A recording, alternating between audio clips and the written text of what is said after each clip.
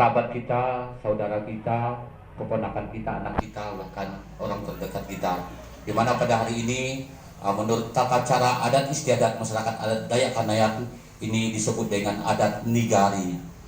Bapak Ibu saudara-saudari yang saya kasihi, dalam proses ngangkat adat hari ini ada 3 tahapan akan kita gelar. Yang pertama ngangkat adat pasuburan pemakaman, adat pemakaman. Kemudian yang kedua adat ngangkat piring waris, piring pogo itu berjalan sebelah. Ya, kemudian yang ketiga adat pangalangkahan tulang, ini papayan balu namanya. Namun sebelum semuanya ini kita laksanakan sebagai insan yang percaya kepada Jubatawakama, kepada Tuhan Sang Pencipta kita, mari kita serahkan sepenuhnya ke dalam tangan Tuhan, campur tangan Tuhan.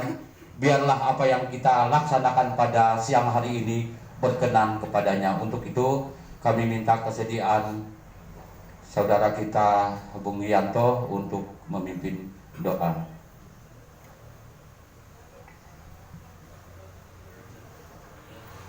Baik Bapak Ibu, saudara-saudari yang terkasih di dalam nama Tuhan, sebelum kita melalui proses adat ini, mari kita berdoa terlebih dahulu. Kita berdoa sesuai dengan keyakinan masing-masing. Bagi yang beragama Katolik, izinkan saya memimpin upacara adat nikah hari ini secara Katolik. Dan bagi yang beragama lain, kami persilakan dengan keyakinan masing-masing. Mari kita mengambil sikap berdoa. Dalam nama Bapa dan Putra dan Roh Kudus. Amin. Bapa, puji dan syukur kami ucapkan kehadirat-Mu atas kasih, atas cinta-Mu kepada kami semua, sehingga pada hari ini kami dapat berkumpul di rumah duka ini untuk melalui proses adat yang dinamakan adat 3 hari atau 3 hari secara Dayak Kanayat. Kami mohon penyertaan-Mu, kiranya acara ini dapat berjalan dengan baik. Dan berkatilah juga. Kita sebagai manusia hanya mampu merencanakan, namun Tuhan jualah yang menentukan. Demikianlah yang terjadi kepada anak-anak kita. Mereka dipisahkan oleh kasih, karena Tuhan berkehendak lain sehingga mereka harus dipisahkan. Namun dengan demikian, dengan terpisahnya anak kita bukan berarti jalinan kekeluargaan kita ikut juga terpisah. Oleh sebab itu, di kesempatan ini kita sama-sama mendengarkan dari kedua belah pihak, baik dari kedua belah pihak anak kami Deyasi maupun almarhum anak kami Domi, yang akan menyampaikan sepatah dua patah kata kepada kita. Terkhusus pada hari ini kami minta kesediaan orang tua kami, Pak John Adil, untuk karena akan terjun langsung kita dua belah pihak memandikan, memberikan makan berupa gambaran yang disebut patung, ya. Nah, jadi itu sudah kami jelaskan, ini pun sudah kami jelaskan garis dasar dulu. Maka pada hari ini kami berterima kasih baik yang memimpin doa di Yanto, Bapak, Ibu, saudara yang terkasih dalam Tuhan kita Yesus Kristus, pada siang hari ini acara khusus yang saya hormati tuan rumah, nama kami sama, nama beliau John Adil, nama saya John Itam, hanya berbeda Adil dengan Itam. Pak pembawa acara, Bapak pembawa adat, Bapak, Ibu, saudara yang terkasih, siang hari ini, momen ini sebenarnya kalau bisa, kalau boleh, itu belum waktunya. Ini kalau bisa, kalau boleh. Kalau kita tanya pada hati nurani kita masing-masing, siapa yang rela keluarganya meninggal? Siapa yang rela suaminya meninggal? apalagi masih di usia muda. Siapa yang rela bapaknya pergi masih usia muda, dalam usia 31 tahun. Tetapi tadi pembawa acara sudah mengatakan rencana Tuhan berbeda dengan rencana manusia. Tuhan berkehendak lain, manusia boleh merencanakan, tetapi Tuhan yang menentukan. Oleh karena itu, siapapun kita saat ini harus rela, harus mengikhlaskan perjalanan ke alam kekal. Anak kita, saudara kita, suami Nanda Biak, kami sering memanggil dia Biak karena dia anak yang bungsu. Nanda Biak, Dominikus Biak ini pergi, berangkat yang memang sama sekali tidak pernah kita duga. Dia tidak pernah mengeluh. Datang ke rumah ada berapa kali, nah ada keluhan, dia mengatakan dia sakit.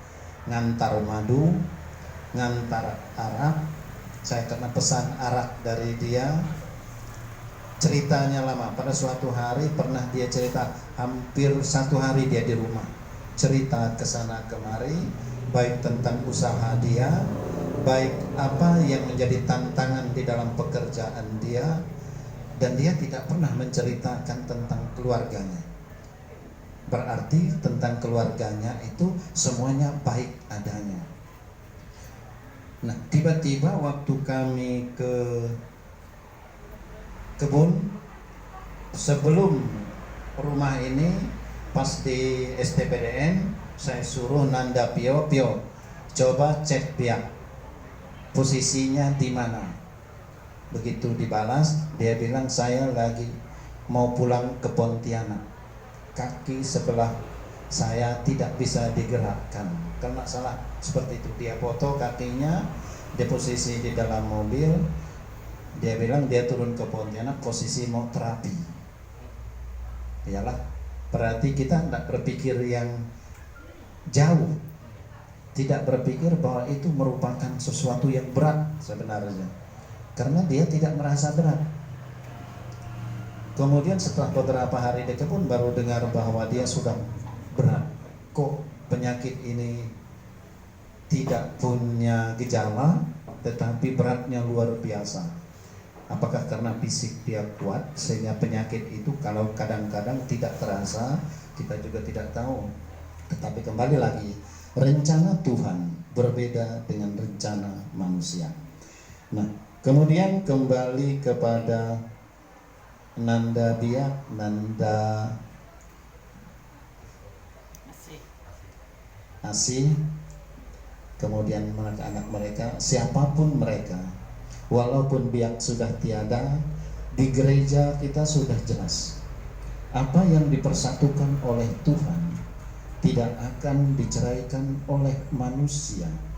Nah, sekarang kemarin mereka sudah dipersatukan dan diceraikan oleh, bukan kita yang menceraikan. Ini artinya apa? Nanda Asih dan anaknya itu juga anak kami sampai kapanpun. Entah dia nanti suatu saat akan bersuami lagi, tetapi namanya anak tetap anak. Mantan anak itu tidak ada.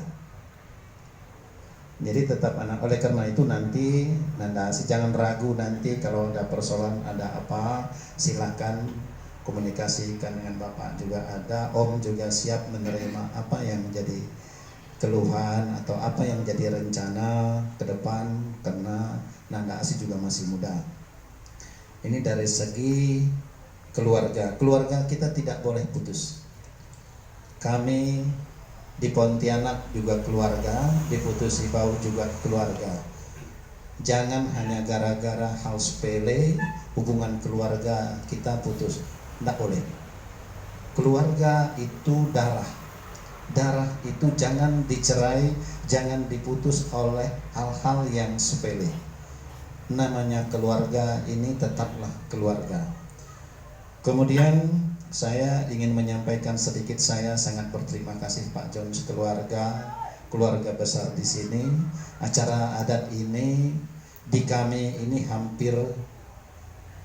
hampir tidak ada yang spesial dilaksanakan seperti ini. Di kami ini sudah berdoa, didoakan, memang ada pemberian, tapi tidak di depan umum seperti ini dilaksanakan, hanya keluarga kecil yang melaksanakan ini. Terus terang, ini bagi saya merenung, mulai dari pernikahan dulu sampai hari ini saya merenung. Ada beberapa hal yang di kami ini perlu dihidupkan kembali dengan melihat adat yang ada di Sungai Embawang ini. Karena apa? Kita ini sebelum punya agama kan adat dulu. Oleh karena itu mati dikandung adat. Nah, meninggalnya Nanda Biak ini juga dikandung adat. Oleh karena itu pelaksanaan ritual adat ini sangat diperlukan, yang tujuannya untuk keselamatan baik yang masih hidup maupun keselamatan roh dan jiwanya yang sudah pergi, supaya sampai kepada, kalau dari segi agama, rumah Bapa di surga, itu tujuannya. Ini dari segi adat. Saya terima kasih Pak. Mungkin banyak kekurangan kami sekeluarga, baik yang dari Putu Sibau maupun yang dari Pontianak. Mungkin ada tingkah laku kami di rumah Bapak atau di keluarga sini ada yang kurang berkenan. Kami sekali lagi mohon maaf, mungkin tidak disengaja atau ada kata-kata yang kurang berkenan, sekali lagi mohon dimaafkan. Kemudian saya juga ingin menyampaikan beberapa hal. Ini adik-adik kami, mungkin yang satu yang abang kami, kalau ini termasuk abang sepupu, dia lahir 55, tahun 55, saya 57, 2 tahun dia lebih tua dari saya. Artinya kalau sekarang dia sudah 66.